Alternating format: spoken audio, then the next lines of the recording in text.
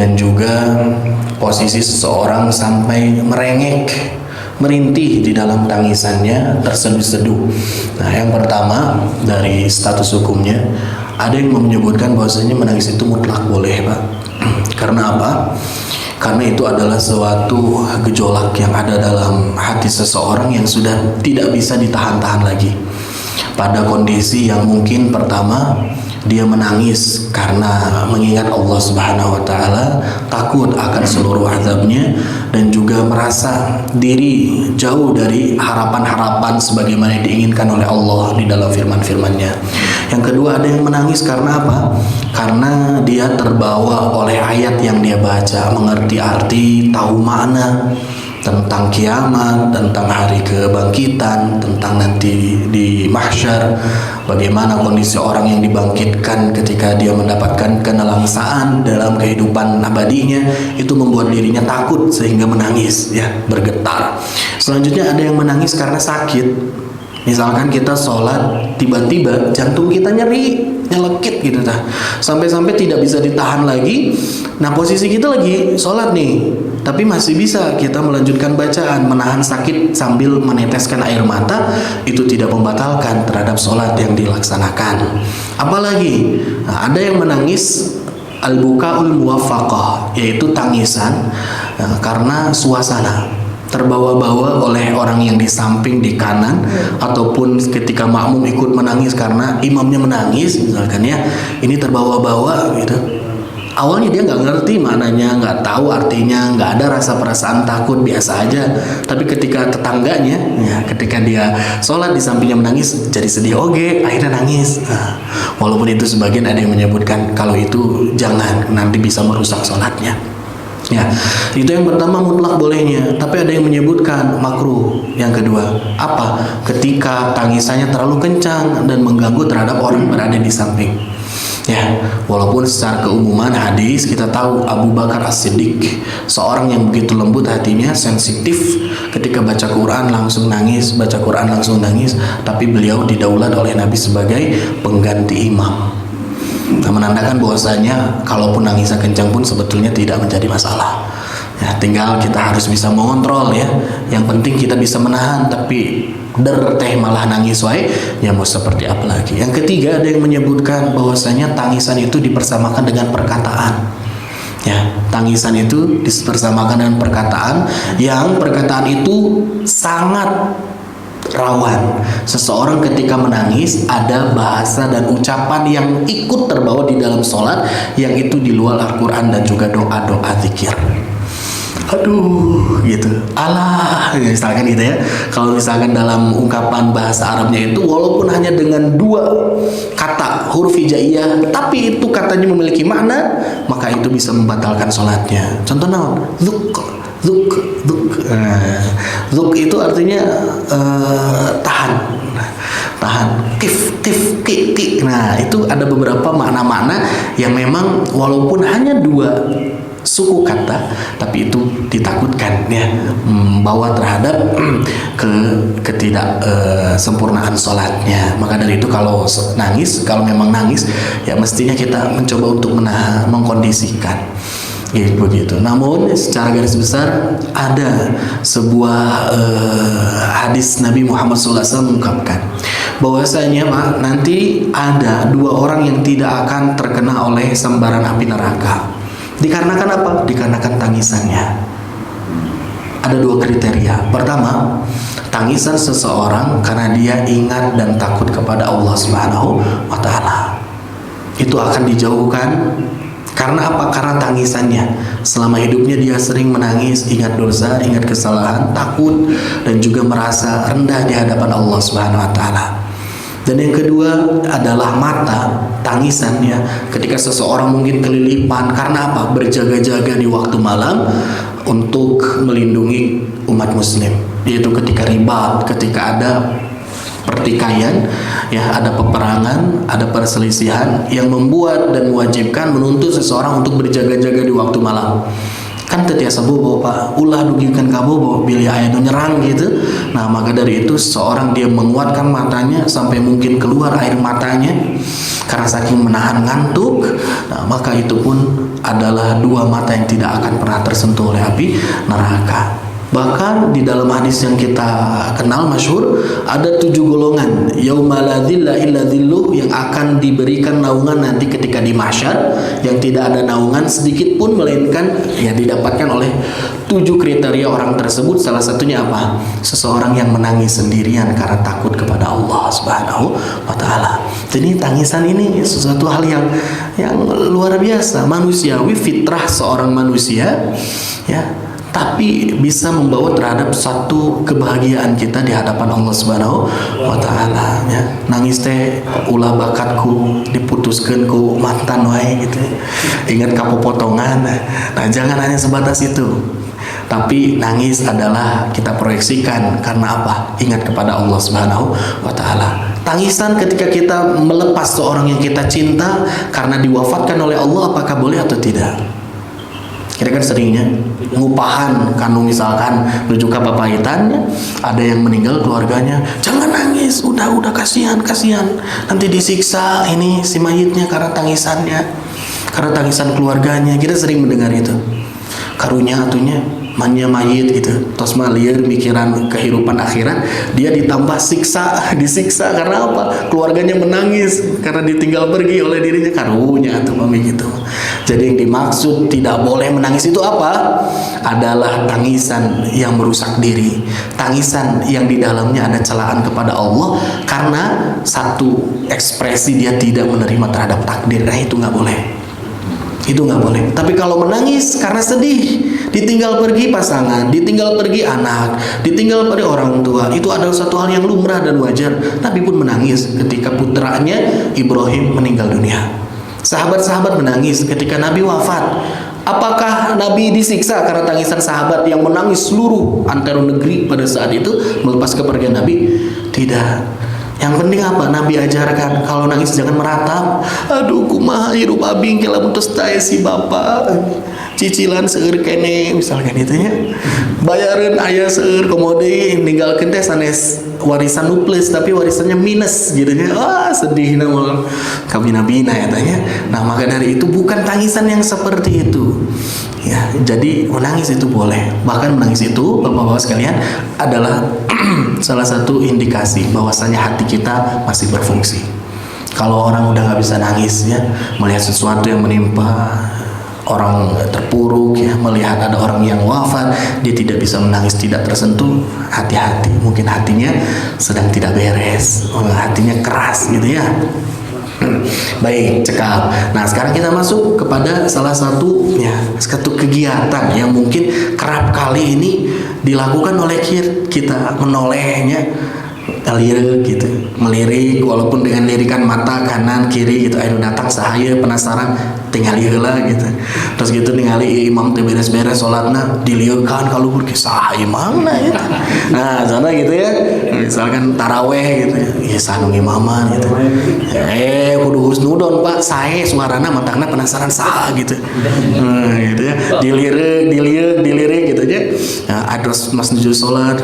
Aduh, serebeng meuni wangi gitu. Penasaran saha ieu daripada salatna was-was, hoyong ditingali ah. Kali heula gitu. Oh, si eta pantesan. Nah, apakah itu adalah sesuatu hal yang akan mengganggu sholat kita atau bahkan sampai membatalkannya? Kita akan bahas Bapak-bapak sekalian. Pertama, menoleh dengan gerakan seluruh badan atau sebagian besar badan ke arah selain kiblat. Untuk kasus ini sholatnya batal. Jadi kalau ngalieu kenapa? Ngalieu nanti sampaikan sabadan-badan gitunya. Sholat Allahu Akbar ngalieu sadayana badan ka tukang jeung sampeana jeung panangan-panangana gitunya sampikeun kuku rilingan siga budak we kikituan misalkan ya. Nah, maka seluruh badannya ikut bergeser yang mengubah arah kiblat dia, padahal syarat untuk melaksanakan sholat itu seorang berdiri menghadap ke kiblat. maka syaratnya bisa gugur dan batal, sehingga sholatnya pun ya tidak sah. Karena bagian dari syarat sah sholat adalah menghadap ke kiblat, dan tindakan semacam ini dianggap melanggar syarat tersebut. Jadi ini syaratnya udah runtuh nih, maka sholatnya pun ya sudah runtuh seperti itu. Ya, kumaha misalkan bergerak seluruh badan karena apa? Karena dia yakin di arah yang pertama dia tidak menghadap ke kiblat, itu beda cerita. Hai jalmi, ya, sholat di hotel, Allahu Akbar. Kalau rasa tidak ada penunjuk arah kiblat, istrinya datang masuk, salah sholatnya, bukan ke sana, menghadap ke jendela ke sana misalkan. Nah, maka dia memutar arah sholatnya, yang mengganti posisinya mengarah kepada kiblat sebagai diinstruksikan oleh istrinya, itu boleh, sah, bahkan harus. Ya jangan gitu. Tong kapal itu kawetan kakulon misalkan ya. Kemana? Ke kanan, ke kiri, ke utara, ke barat harusnya. Ke kanan. Nah, maka seorang yang sholat ini harus mengikuti instruksi. Kalau misalkan tetap aja di situ, dia bisa batal. Karena dia sudah diberitahu mana posisi yang betul dalam mengarah ke kiblat. Jadi pertama itu Pak, jangan sekali-kali kita mengubah posisi berdiri kita atau sujud kita atau ruku kita ya, bukan pada tempat kiblat ya. Kalau misalnya mengarah selain ke kiblat, itu bisa jadi batal. Selanjutnya apa? Kedua, ini dia, menoleh hanya dengan gerakan kepala dan mata. Yang pertama, yang paling ringan mungkin matanya. Kepalanya masih fokus ke tempat sujud, tapi matanya mulai lihat kanan, lihat kiri gitu ya. Nah, itu yang termasuk ke dalam kategori yang kedua. Atau yang lebih maksimalnya itu, maksimumnya adalah ketika seseorang dia menolehkan sedikit kepalanya ke kanan ataupun ke kiri. Nah, ini masuk ke dalam kriteria yang kedua. Anggota badannya berdirinya masih lurus menghadap ke kiblat, hanya kepalanya yang digerakkan. Ya, anu karu nyaman hoyong ngalieu gitu nya. Berijeng, iya nah kecetit, ya lehernya kecetit ya nggak bisa gerak ya, otomatis sarang badan sadayana, aduh, ndakna tong ngalieu pamik itu mah. Sementara anggota badan lain tetap menghadap ke kiblat. Menoleh semacam ini hukumnya bisa jadi makruh atau bisa jadi mubah. Oh, emang bisa mubah? Bisa Pak, nanti kita akan bahas jemaah sekalian. Jadi pada dasarnya secara umum menoleh al-iltifat yang melirik itu adalah dihukumi makruh di dalam syariat kita. Sa'altun Nabi sallallahu alaihi wasallam. Ini ceritanya siapa? Aisyah, istri tercinta Nabi, bertanya ingin mendapatkan ilmu dari Nabi Muhammad sallallahu alaihi wasallam anil iltifat. Mengenai apa? Mengenai melirik dan menoleh fi shalah, di dalam shalah. Faqala, Nabi Muhammad sallallahu alaihi wasallam menjawab, huwa ikhtilasun.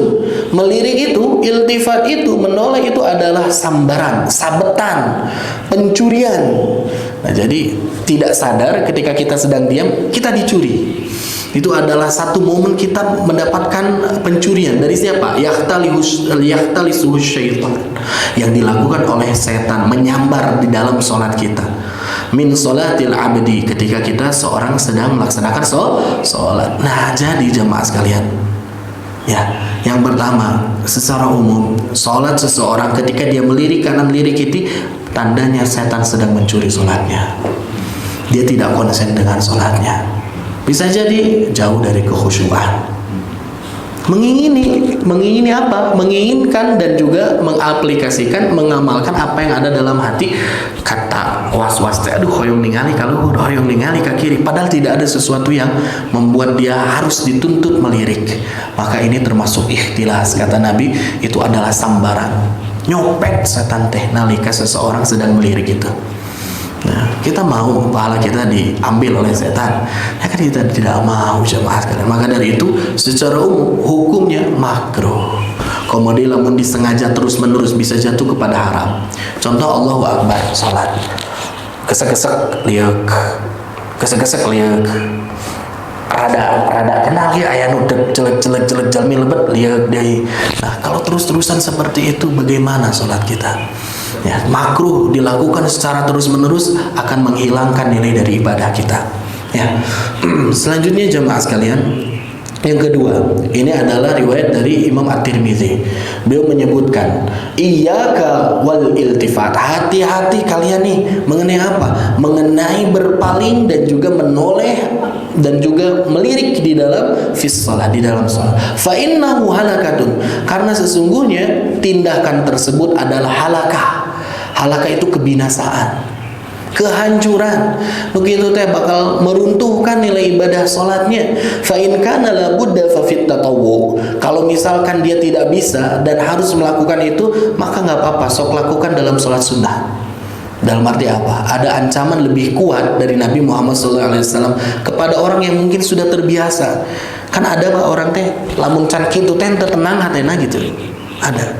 Misalkan sholat Allahu Akbar gituan heula kesak-kesak. Padahal sesuatu nggak perlu gitu. Tapi kalau dia nggak melakukan itu teh ngerasa nggak afdol. Masih ada sedikit separuh bagian dari tubuhnya yang belum merasa nyaman. Allahu Akbar singkapkeun heula sampai Allahu Akbar naon heula. Nah, padahal ini ada tindakan-tindakan yang tidak perlu misalkan ya. Kalau kata Nabi Muhammad SAW, kalau nggak bisa teuing nih untuk menahan diri kan sok atuh tong diwajib, tong di sholat fardu gitu. Tong sholat berjamaah. Sok atuh misalkan tetiasa teuing mah nya sok silakan ditatawu di sholat yang sunnah. Nah maka dari itu ya ancaman Nabi ya, status hukum yang kuat makruhnya itu ada di sholat wajib. Kalau di sholat sunnah ya masih makruh, tapi tidak sekuat sebagaimana di sholat sunnah. Bukan berarti nalika sholat sunnah gini ngalian kalau kaki ya, bukan seperti itu. Tetap jemaah ya, tetap seperti itu. Selanjutnya Abu Dzar, beliau adalah seorang sahabat, berkata mendengar Nabi Muhammad SAW mengungkapkan sabdanya, la yazalullahu azza wa jalla, Allah subhanahu wa ta'ala senantiasa muqbilan alal abdi, senantiasa menghadapkan wajahnya kepada seorang hamba wa huwa fi salatihi, pada saat seorang hamba ini di dalam sholat, mengerjakan sholat. Malam yaltafit, selama seorang hamba itu tidak menoleh, tidak melirik, tidak mengubah pandangannya. Fa idzal tafatan sarafa anhu. Namun kalau si hamba ya musolli ini dia menoleh, melirik ke arah lain, maka Allah pun akan berpaling darinya. Ini kata Allah Subhanahu wa taala.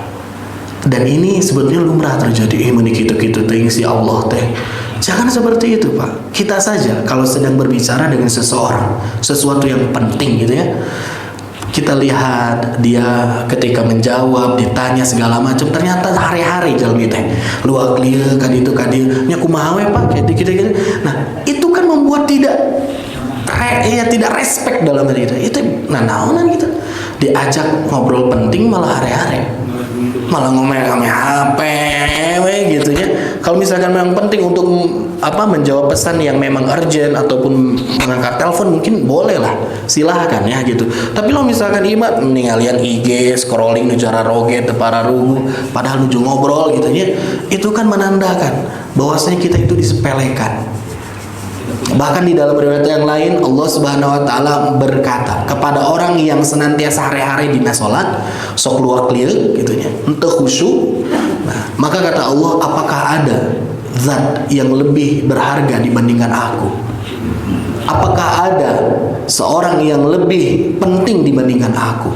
Allah menyebutkan seperti itu kepada orang yang sok hari-hari. Kita ngobrol aja nggak diliatin, malah nya kumaha gitu.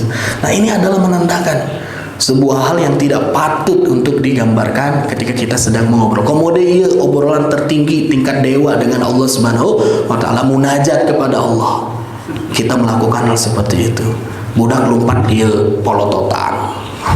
Misalkan ya ningali kan itu luar lieu kita para rugo. Nah, jangan seperti itu. Ya, apakah kita ingin ketika kita sholat kita tidak diperhatikan oleh Allah Subhanahu wa taala? Kan tidak ingin. Ya, jadi selama kita mampu menjaga ritme sholat kita dalam pandangan yang fokus, khusyuk, ihtidarul qalbi, maka selama itu pula Allah menghadap dengan kita, berhadapan dengan kita, memandang kita. Tapi kalau kita tos ngalieu teu para rugu, Allah dia akan berpaling dari kita. Naudzubillah ya.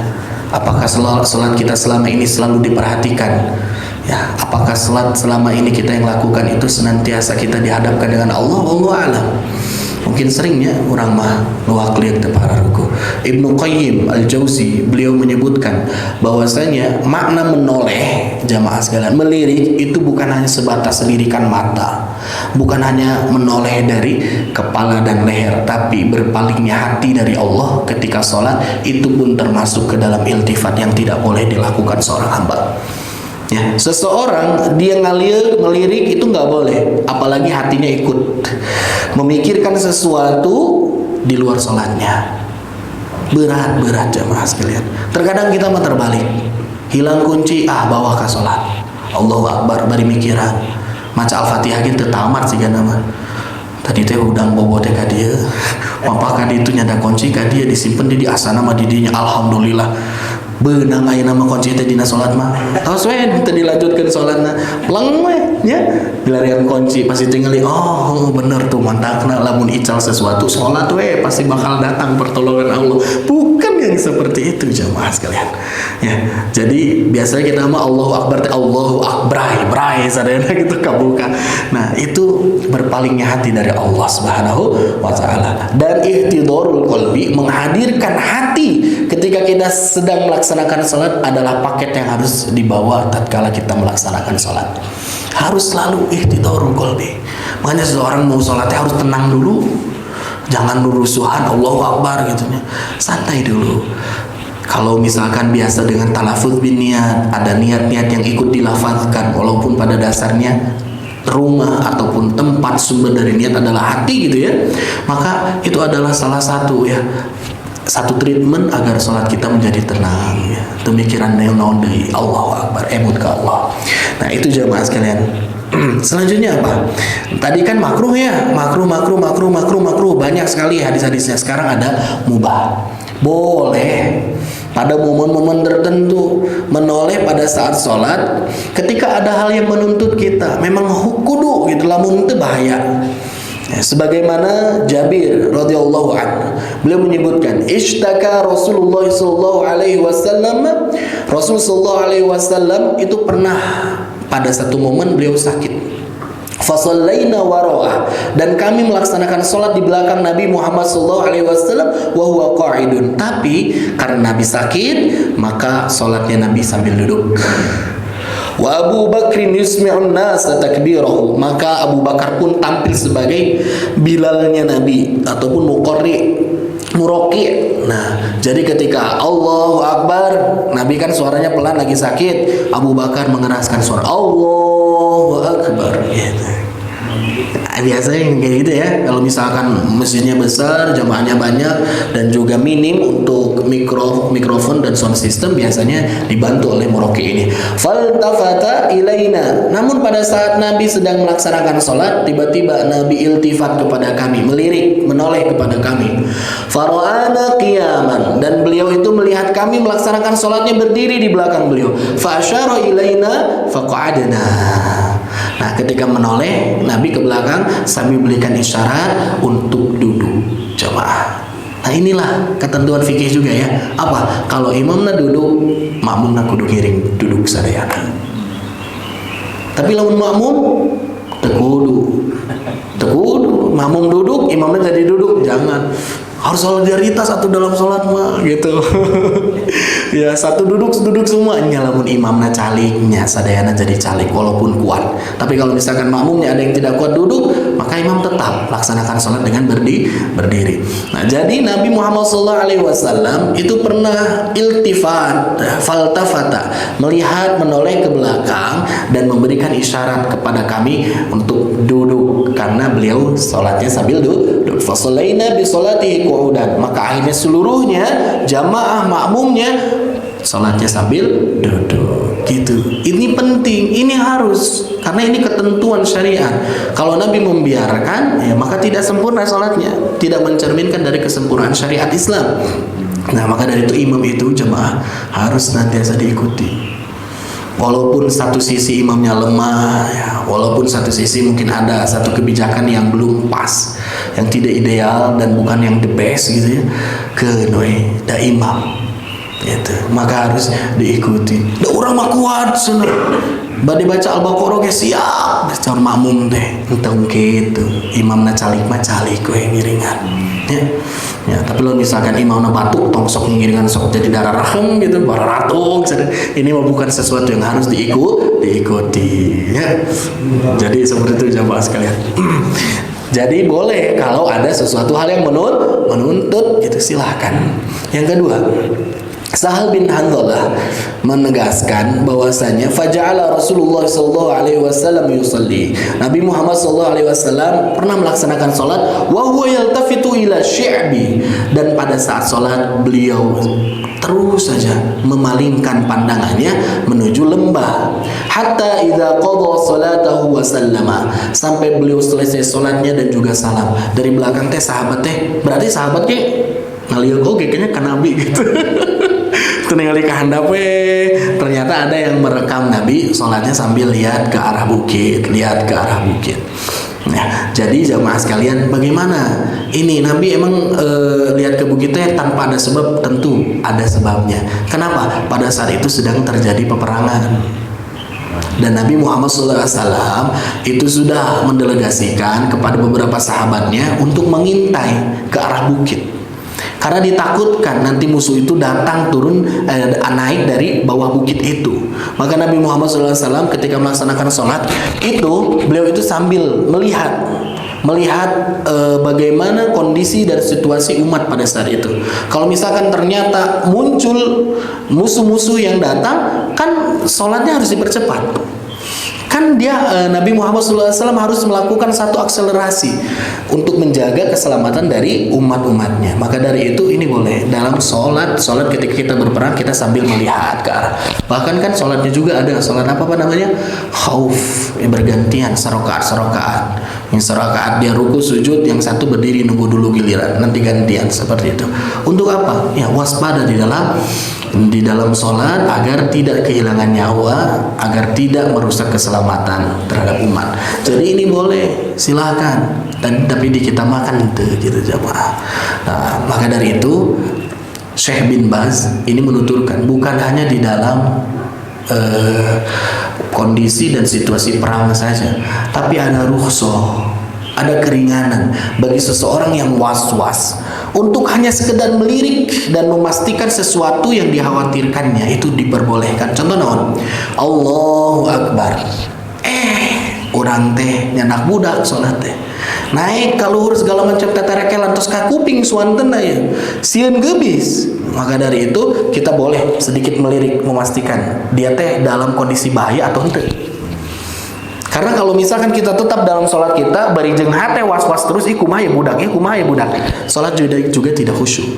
Maka itu ada rukhsah melirik sebentar untuk memastikan apakah yang dilihat oleh kita itu sesuatu yang menyelamatkan maslahat atau ada mudaratkan. Itunya Allahu Akbar sholat. Di sisi teh aya suara kresek-kresek.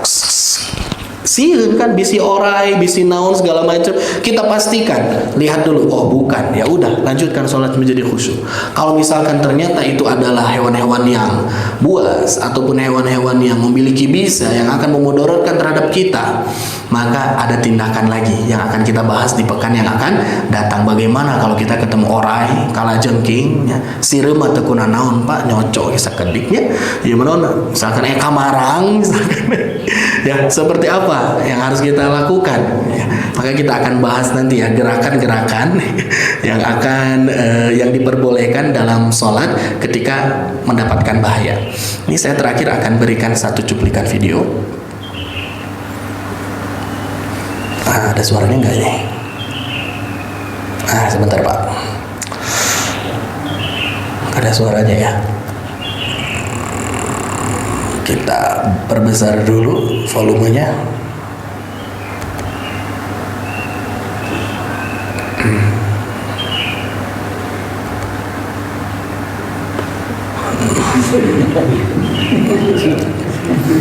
Nah ini dia.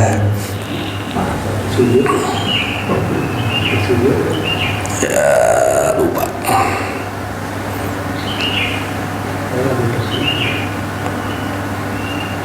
Ya beginilah, harddisk masih gini ya, sekarang harus sudah SSD. Kita muncul wae. Nanti sebentar Pak.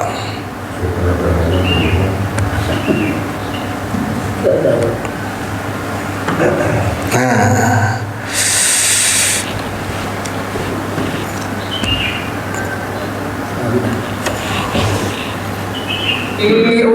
والرسول يدعوكم لتؤمنوا بالله وما لكم لا تؤمنون بالله والرسول يدعوكم لتؤمنوا. lihat, ada seorang syekh yang beliau melirik ke arah sebelah kiri. Apa? Untuk memastikan ada seorang korektor bacaan.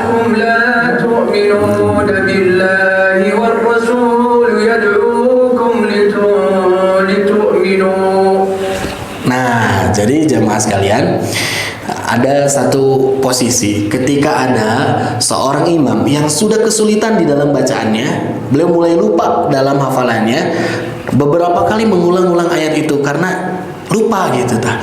Maka seorang Syekh Ali, ya, seorang syekh yang terkenal, beliau itu memiliki ilmu yang luas yang tinggi, malah tersorot kamera, beliau itu melirik ke arah kiri gitu. Tapi lirikannya itu ternyata untuk memastikan apakah ada seorang pentashih, ya, korektor mengenai bacaan. Karena kalau di sholat di masjid-masjid besar, termasuk Masjidil Haram, yang Masjid Nabawi, itu selalu wajib imam itu digandengkan di belakangnya ada korektornya, pentashih bacaannya. Manakala imam ini lupa, maka ini yang bertugas untuk memberikan koreksi. Maka Syekh Ali ini memastikan jangan sampai yang mengoreksinya terlalu banyak sehingga imam jadi bingung. Syekh Ali itu kalau misalkan dia memastikan sebelah kiri ternyata tidak ada pengkorektor, tidak ada korektor yang mengoreksi, maka dia yang akan mengoreksinya. Nah, maka dari itu beliau itu menoleh itu karena apa? Karena memastikan kondisi agar sholatnya itu tetap kondusif. Nah, jadi boleh kita untuk menoleh ke kanan ataupun ke kiri. Karena apa? Karena ada keperluan. Nu teuing mah tah sapertos budak ieu. Mereka sholat biasanya naik udang ge baheula. Ketika kita kecil juga sering ya gitu ya. Pas sujud teh sok ningali noleh ke belakang gitu ya. Nah, jadi jamaah sekalian, kembali lagi, menoleh itu pada hukum dasarnya tidak ada sesuatu yang menuntut, itu adalah masuk ke dalam kategori makruh. Makruh teh naon? Kalau hanya sebatas kepala, leher saja, badan masih tetap menghadap ke arah kiblat, kaki masih tetap pada posisinya. Tapi kalau sudah merubah seluruhnya, itu membatalkan sholatnya. Yang kedua, menoleh itu bukan hanya sekedar lirikan mata, tapi berpalingnya hati dari hadir ketika sholat, itu pun makruh hukumnya, merusak pahala. Jadi pahala itu seorang duaan sholat nih, ada duaan laki-laki sholatnya bareng, bacaannya bareng segala macam, karena dia jadi makmum, tapi bisa jadi pahalanya berbeda. Karena apa? Ya, karena kualitas khusyuk yang dia lakukan berbeda. Yang pertama mah khusyuk, sholatnya, yang kedua mah Allah Akbar, gerakannya ikut tapi hatinya nggak hadir di situ. Berbeda pahalanya. Mudah-mudahan Allah Subhanahu wa taala memberikan kekuatan kepada kita agar salat kita senantiasa khusyuk jamaah sekalian, kita mampu untuk menghadirkan hati di dalam setiap salat, dan juga tentunya setan itu tidak melakukan ikhtilas, pencurian terhadap salat kita, sehingga kita tidak mudah untuk lirik kanan, lirik kiri tanpa ada tuntutan. Saya rasa cukup untuk pertemuan pagi kali ini. Apabila ada yang ingin ditanyakan, ditambahkan mengenai hal ini, waktu dan tempat dipersilahkan.